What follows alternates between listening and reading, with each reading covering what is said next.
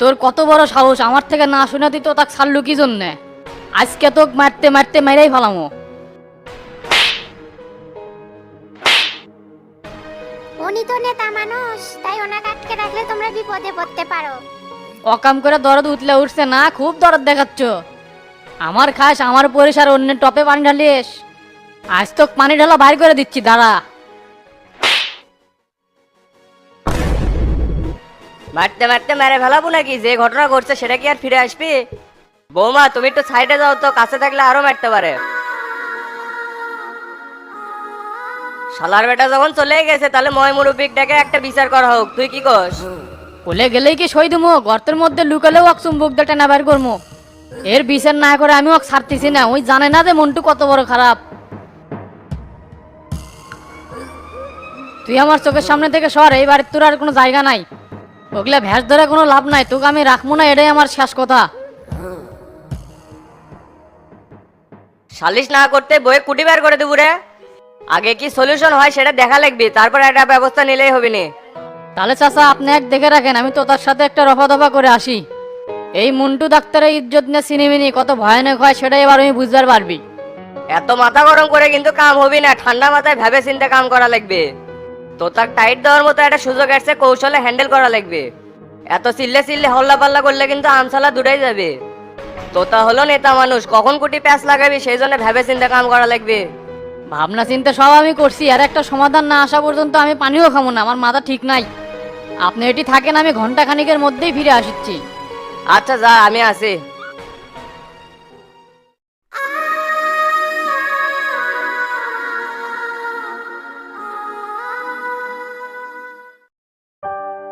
হে জাঙ্গির, সারাদিন তুই থাকিস কুটি, তোর তো খোঁজই পাই না। নিজের মতো করে যদি চলিস তাহলে আমার সাথে থেকে কি লাভ? আমার সাথে থাকতে গেলে মুত পেরে গেলেও পারমিশন নেওয়া লাগবে। কোনো সময় কাছে পাই না, রাজনীতি করলে করার মতো করা লাগবে, না করলে শর্ত। আপনিই তো ঠিক মতো ফোন দেন না। আমি আশপাশ দিয়ে ঘুরি, ডন ভাই ফোন দিলে রিসিভ করে না, আমি কি করবো? যখন যেটি ঘুরি সব সময় তো আপনারই গুণগান করে বেড়ায়। আপনি হয়তো জানেন না, আপনার কথা মতো তার একদিন আইনালিক সেই প্যাটা প্যাট চড়াছি। ওরা বলে আমাকে মারার জন্য চ্যাংরা ব্যাংরা নিয়ে রেডি হয়েছে। তো কেটে কি কয় সেটা আমি দেখবো, তোর গায়ে যাই হাত দিবি না, তা কুতে হেল দেবো। কে রে, মন্টু ডাক্তারের সাথে এর মধ্যে তোর দেখা সাক্ষাৎ ধরছিল? না তো, গতকাল ওর চেম্বারে গেছিলাম, যাই দেখি বন্ধ। শালা একদিন দোকান খুলে 10 দিন খোলে না, ইনকা করলে ব্যবসা হবে? মাঝে মাঝে ওষুধ চাইলে বাকিই দেয়, আর আপনাকে খুব ভালোবাসে। 5-6 দিন আগে ওই আমাকে জোর করে বাড়িতে নিয়ে গেছিল। হাই রে, ওর বউ আপনার নামে কি প্রশংসা করলো। ওর বউ খুব ভালো মানুষ। মন্টুর বউয়ের সাথে যে কাহিনীটা ঘটছে এছাড়াও কি জানা গেছে নাকি? মিয়েলি ফাংশন বাদ দে, এলাকার কোনো আপডেট আছে নাকি সেই কথা ক। আপডেট তো একটা আছে, আইনাল দোকানদার নাকি আপনি খুঁজিচ্ছে, ওই 1 লাখ টাকা নিবি। আপনি যদি অর্ডার দেন তাহলে একবার ওকে জানে মেরে দিমু, আর টাকা ওর দিয়ে দিমু। এই ঘুষি জাহাঙ্গীরের সাহস সম্পর্কে ওর ধারণা নাই।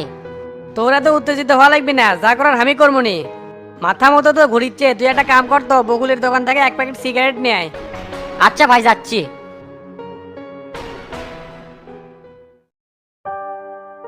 শফিক, এলাকার লোকজনের মন্তব্য কি? তারা কি করছে? আর কোয়েন না গুরু, তো তার জ্বালায় এলাকার লোকজন অতিষ্ঠ হয়ে গেছে। একের পর এক মানুষের সাথে আয়নাবাজি করে টাকা কামাচ্ছে, রাজনীতির কিচ্ছু রাখে নাই, সব ধ্বংস করে দিছে। অযোগ্য লোক চেয়ার পেলে যা হয়, সগলি কি আর ওই চেয়ারের মর্ম বোঝে? আমাকে রে কোন নজর জাকের ওপর পড়বে, তারা আর লাস্টিং করতে পারবে না। একের পর এক বিপদ তাদের জন্য রেডি হয়ে থাকে। এলাকা তার কয়টা বিচার করবো কোন? আপনি যাক সারানোর কথা বলেন, ওই যে আয়নাল, তার থেকেও 1 লাখ টাকা লিয়া খাচ্ছে, কামের কাম তো কিছুই করে নাই। লোকটা গরিব মানুষ, হাই রে, হাত পাও ধরে আসে, খুব কান্না কাটি। ওই টাকাটার দায়িত্ব সহকারে তুমি তুলে দিও, আর শামসু যেদিন হাজিরা দিবে যাবে সেদিন সাথে না যাইও। চ্যাংরাটার মনে অনেক কষ্ট, জীবনে কোনোদিন সুখ পেল না, একের পর এক খালি ধকল যাচ্ছে। সেই ছোটবেলা থেকে আমার সাথে ছিল, আজও আছে, কিন্তু তো তার নোংরা পলিটিক্সের কারণে শামসু আবার আগের রূপে ফিরে যাচ্ছে। তাকে আর ভালো থাকতে দিল না। দুনিয়াটা বড়ই বৈচিত্র্যময়, এখানে এক একজন এক এক ক্যারেক্টার প্লে করিচ্ছে। তবে ভালোভাবে জীবন চালানোর মধ্যে সুখ আছে, যদি কত শামসু করছিল, কিন্তু শামসু আর এই লাইনে নাই। ভালো থেকে কি করবেন কন? এই যে এমপির পদটা ছিল, কোনো কাজ কামে ঠিক মতো আনবার পারে নাই। যদি কোনো কাম আনছে তাহলে মানুষ মনে করছে কত টাকা যে মেরে খেলো। শামসুর অনেক দিনের স্বপ্ন এলাকার হাসপাতাল বানাবি, সেটা কি আর কম ক্লিক লাগছে? সেই কাজটা শুরু করতে না করতেই জীবনে আর একটা দুঃসংবাদ চলে আসলো। চ্যাংরাটা ভালো থাকে কেঙ্কা করে? শামসু জেলে গেলে তোমার কিন্তু সজাগ হওয়া লাগবে, সবসময় দেখা সাক্ষাৎ করা লাগবে, খোঁজ খবর লওয়া লাগবে, বুঝো নি? ওই লেলে আর আপনি চিন্তা করেন না, উকিলের সাথে কথা কছি, ডাক্তারের সাথে কথা কছি, কোনো জায়গায় 2 নাম্বারই হওয়ার সুযোগ নাই। যত তাড়াতাড়ি পারি শামসুক জেল থেকে বের করবো, শামসু বের না হলে আমারই বেশি সমস্যা।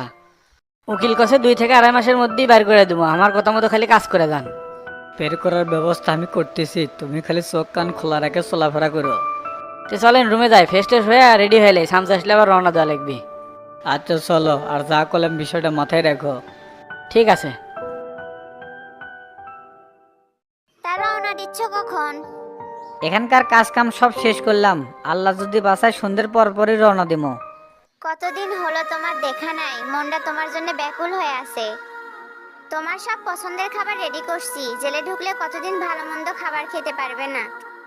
আর খাওয়া দাওয়া কোনো কিছুই ভাল লাগে না, আমি যখন থাকবো না তখন একটু দেখে শুনে থাকো। জীবনের কখন ভালো সময় আর খারাপ সময় আসবে একমাত্র আল্লাহ ছাড়া, এটা কেউ পার পায় না। তোমার যারা ষড়যন্ত্র করে জেলে ঢুকাছে তাকেও জেলে ঢুকা লাগবে। তোতা তো একের পর এক বিপদে আছে, তুমি আসো, তোমাকে সব বলমনি। ঠিক আছে, রাতে দেখা হবে নি, এখন রাখি। আচ্ছা রাখো, আর দেখে শুনে আসো।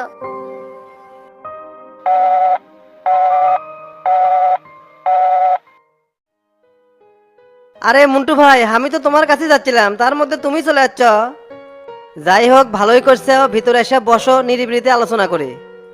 এ মাথা গলে হট আছে, বসা বসি পরে হবি, তোতা গুটি আছে সেটা আগে ক। আজ তোতার একদিন কি আমার একদিন, শালা ঘুঘু দেখছে ঘুঘুর ফাঁদ দেখে নাই। তোরা কত বড় নেতা হচ্ছু সেটাই এবার দেখমু, কুচ্চাক মান দেওয়া হয়ে গেছিল বেশি। শালা কত বিশ্বাস করতেছিলাম, তলে তলে যে কতদিন থেকে এগুলা করিচ্ছে, যেই পাতে খায় সেই পাতেই হাগে। দুনিয়াত মানুষ নাই রে, নিজের স্বার্থের জন্য সবকিছুই করতে পারে। নিজের চোখে না দেখলে বিশ্বাস হলেন না, তখন মনে হলে যে শালাকে এখনই চাকুতে মেরা ফেলাই। এ মন্টু ভাই, এত গরম হচ্ছেন কিসে? গেলে ঠান্ডা হন তো। বিপদ আপদে যারা ধৈর্য ধরে তারাই তো জ্ঞানী মানুষ, আপনি মূর্খের পরিচয় দিচ্ছেন কৃষক। ডাক্তারকে বৈশিষ্ট্য হলো সুন্দর ব্যবহার, আমি আপনার কাছ থেকে সেটাই আশা করি। তোর সুন্দর ব্যবহারে মারিবে, 3 দিন আগে অ্যাপ্রন পড়ছি, এখন পর্যন্ত খুললে পারে নাই, তাহলে বোঝ আমি কি চাপের মধ্যে আছি। তোর সাথে ঘটলে তুই বুঝলুনি, বিয়ে করিস নাই তো বইয়ের মর্ম কি বুঝবো। শালা তো তা খুব বিশ্বাস করতেছিলাম, শেষ পর্যন্ত শালা আমার ইজ্জতের উপরেই হামলা করলো, এটা কি মেনে লওয়া যাইবে? যা ঘটে গেছে তা কি আর ফিরে আসবি? এই যে আপনি দাপাদাপি করছেন, তার বিনিময়ে কি হচ্ছে? আরো সরে যাচ্ছে। ও কথার বাইরে বেশি, এলি কথা বাতাসে আগে আগে মানুষের কানে পৌঁছে। আমি কই কি, মাথারও ঠান্ডা করে ভিতরে এসে বসো, দুটো কথা কই, তাতে তোমারই মঙ্গল হবে। বোঝোই তো, রাস্তাঘাটে সব আলোচনা করা যায় না, কেন কোত্থেকে ওত পেতে শুনবে। আচ্ছা চল দেখি তোর কি পেশাল সেটাই আগে শুনি। তুই তাড়াতাড়ি ক, কি কব? দেখেন মুন্ডু ভাই, ঘটনাটা শুনে আমি অনেক আপসেট। মানুষ মাত্রই ভুল করে, তো তা ভাই একটা ভুল করছে, যদিও তার এই কামটা করা ঠিক হয় নাই। তার পিছনে অনেক লোক লাগছে, তার মধ্যে তুমি যদি পাগলামি করো ভাই, তার জীবনটা একবার শেষ হয়ে যাবে। এই যে খায়া না খায়া যৌবন্ড ধ্বংস করে ভাইয়ের পিছনে খাটিচ্ছে, শুধু একটাই আশা, ভাই সামনের দিনে এমপি হবি আর আমি একজন বড় নেতা হমো। হাত জোরে করে করছি ভাই, আমার এই স্বপ্নটা তুমি ধূলিসাৎ করে দিও না। তোমার সাথে তো আর আমার কেসাল নাই, তুমি চ্যাংরাও ভালো, তোমার আচার ব্যবহারও ভালো। এই যে তোমার 32 বছর বয়স, তাও কিন্তু তোমার কোনো নারী কেলেঙ্কারি নাই। খালি ছোটবেলায় একবার মনসুরি বিড়ি ছিল, ওই যে পলান দিলে, তারপরে চিটাগাং থাকলে 5 বছর। ওই কথা তোমার মনেই আছে, ওটা আমার জীবনে কালোবদ্ধ হয়, ওটা আমি মনে করতে চাই না, তা তুমি চট্টস করে মনে করে দিলে। ওই ঘটনার পর চিটাগং যে টানা 3 বছর রড টানছে। শক্ত চোদন না খেলে মানুষের চরিত্র ঠিক হয় না। এই জন্য তো তাকে শক্ত চোদন দেওয়ার জন্য গ্রামে একটা সালিশ ডাক মার, না হলে থানায় ধর্ষণের মামলা দিমু। ওই বইয়ের উপর আমার কোনো আর রুচি নাই, ওর সাথে আমি সংসারও করবো না, শালাক তালাক দিয়ে দিমু। ধুর মিয়া, সামান্য ব্যাপার নিয়ে এত কিছু ভাবার তো দরকার নাই। তুমি এটা কি করলা ডন? আমার বইয়ের সাথে ইটিস পিটিস হয়েছে আর তুমি এটা সামান্য বিষয় মনে করলা? এই বুকের মধ্যে যে কত জ্বালা, বুকটা চিরা দিল, তোমাকে দেখাবার পারলাম নি, তাহলে তুমি বুঝলানি। যাক আমি বড় ভাই হিসেবে মানেছিলাম, তাই আমার বুকে এত বড় চাকু মারলো। তোতা ভাই হলো নেতা মানুষ, তার বিরুদ্ধে সালিশ মামলা করলে সবকিছু তোরা ফিরে আসবি না। মাঝখান থেকে দুইজনের মান সম্মান সব চলে যাবে। তার চেয়ে আমি কই কি, লাখ 2 টাকা দিচ্ছি, সব মীমাংসা করে নাও, এলি নিয়ে আর বাড়াবাড়ি করো না। কিছু টাকা পালে দোকান মালও তুলে পারলে তোমার মধ্যে স্বচ্ছতাও ফিরে আসলো। এই যে সারাদিন দোকানদারি করো, আবার কেউ ফোন দিলে কুত্তার মতো দৌড়ে যাও, কাছে টাকা থাকলে এত কষ্ট পাওয়া লাগবে না। এই মেয়ে, এটা তুমি কি কইলে? আমার বইয়ের ইজ্জতের দাম মাত্র 2 লাখ টাকা, ওটা তো তোতা খারার উপরেই কইছে। সি সি সি, আমি তো কোনো বিনিময় মূল্য দিবার চাই নাই। তোতা ভাইয়ের মাথা মতো ঠিক নাই, কখন কোন কথা করছে পরে আর মন থাকে না। যাই হোক ভাই, আমি আরো একবারে দিলাম, তুমি ব্যাপারটা এতে ঢিসমিস করে দাও।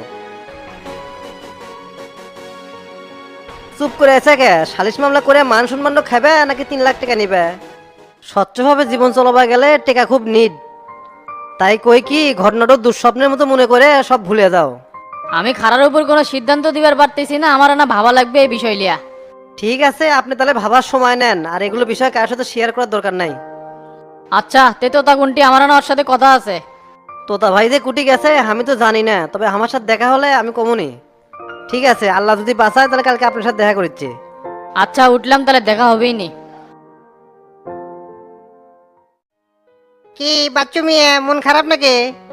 কেমন খারাপ থাকবে কে, সব তো ঠিকঠাকই আছে। তাই নাকি? একটা ঘটনা ঘটছে শুনছে নাকি? ঘটনা তো বহুত ঘটিচ্ছে, তুমি বানি কোন ঘটনার কথা করছো? যা কবে ক্লিয়ার করে কও তো, সকাল সকাল দোকান খুলছি, মেলা কাম আছে।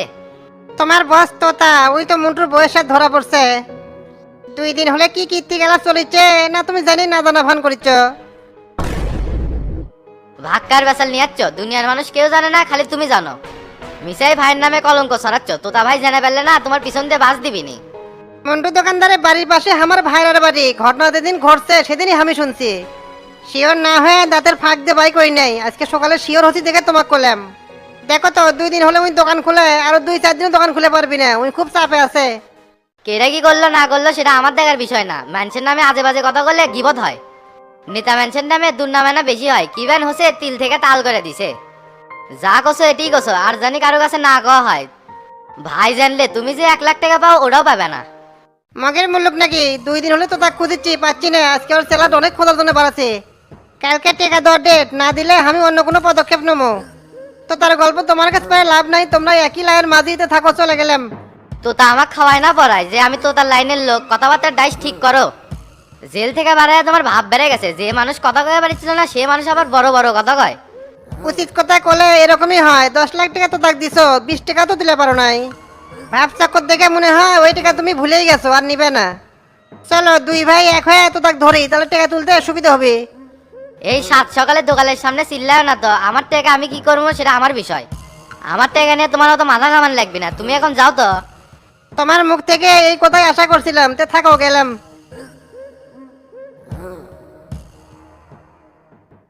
চিকনে তো আমিও শুনছিলাম তো তার এলা লক্ষ্য ঝক্করের কথা, কিন্তু আইনালের সামনে তো এলা কোয়া যাবি না। তোতা ভাই আমারও ধরা লাগবি, 10 লাখ টাকা পরে আছে, এগুলা তো মেনে নেওয়া যায় না।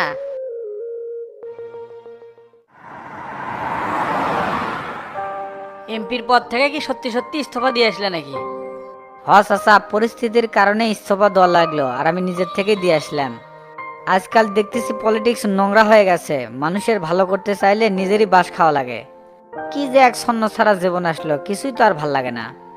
এইসব অমানুষের ভিড়ে আর থাকতে ইচ্ছে করলো না, তাই নিজের ইচ্ছে সব ছেড়ে দিলাম। এত সহজে হার মানলে হবে? জীবন কি এতই সহজ? তুমি যদি সব ছেড়ে দিয়ে থাকো তাহলে আমরা কেমনে চলবো? রাজনীতি হলো অধপতনের খেলা, সেই সময় নিজেকে ধৈর্য ধরে থাকা লাগবে। হার মানিনি, হাইকমান্ডের নির্দেশ মানছি। পলিটিক্স করলে অনেক কিছু মেনটেন করে চলা লাগে। সামনের এমপি ইলেকশনে আপনি দাঁড়াবেন আর আমি পিছন থেকে লিড দেবো।